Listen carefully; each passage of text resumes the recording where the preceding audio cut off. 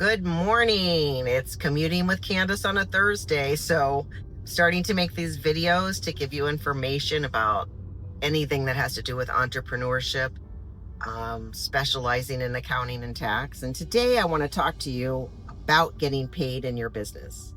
So a lot of startups that I speak with are like, well, how am I going to get paid? What avenue should I go? So I'm just going to eliminate one avenue for you. Very simply, I'm not even going to go into it because I'll give you the one reason alone not to use it. And that's just traditional merchant services. This means from your bank, or maybe somebody solicits you when they see that you're starting a new business and, oh, we have merchant services. Okay. And the number one reason is it's a very tedious, long approval process. I mean, it's like applying for a loan to get approved for these merchant services. Okay. It just doesn't feel good. The bottom line is there's so many great ways to get paid today and easy ways to get paid. And honestly, in all of my years of doing this, I can tell you that, okay, this guy comes in and he says, oh, you're paying 2.9. We're going to only charge you 2.6. And you think, oh, I'm going to save a little bit of money. But what they don't tell you is there's different rates for different cards. If somebody gives you a card and it's a rewards card, your rate is higher. Some charge more for American Express, or they charge more for this, or you didn't swipe the card, or you keyed it in, or whatever it is. They have the different, honestly, it all works out in the wash. I try to tell people, if you're budgeting for fees for merchant services, just budget 3%. It's just what it is. It's called an opportunity cost. I'll have people tell me sometimes, oh, I don't want to take credit cards because I have to pay the fees. Listen, if you're not going to make the sale because you didn't take the credit card, it's worth the 3%. Raise your prices a little bit.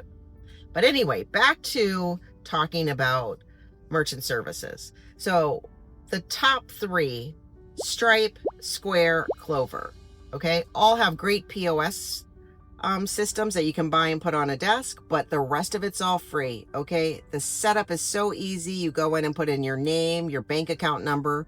You definitely want to make sure you're using the name of your business and your EIN. You do not want them to issue a 1099-K, which is a tax document at the end of the year saying how much money you earned that goes to your personal Social Security number. Only reason you'd ever do that is if you're going to be a sole proprietor, which I highly discourage you from doing. So that's a whole nother video. So back to it. Square, Clover, Stripe, so easy to set up. Fees are about the same across the board everywhere you go. Okay.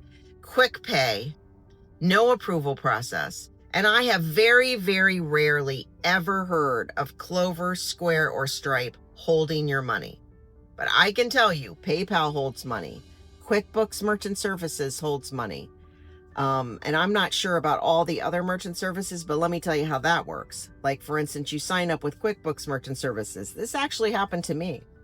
And, there's no approval process. You get signed up and all of a sudden you're sending invoices out of QuickBooks and getting paid by your customers. It's all beautiful.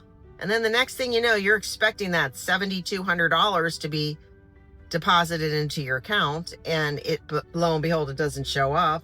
Got a big red line across your QuickBooks telling you to call merchant services, and they say, oh, well, now we need to approve you to release that money, and we need 12 months of bank statements, and we need your driver's license, and the name of your firstborn. I mean, it's like a process, and it doesn't happen today. Okay, it takes time. You don't want to be in that situation. Another thing to take advantage of today is Zelle,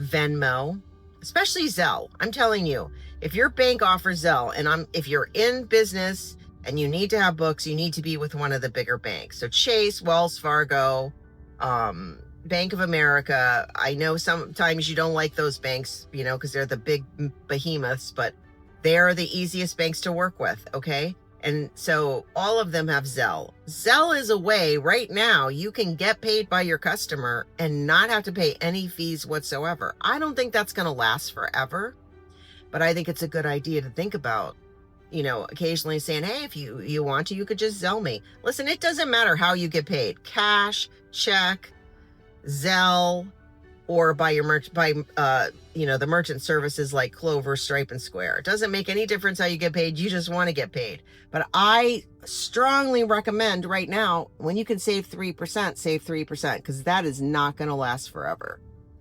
So this is my recommendation to you for getting paid. Just make sure you have a great invoicing system. You don't want to delay in that.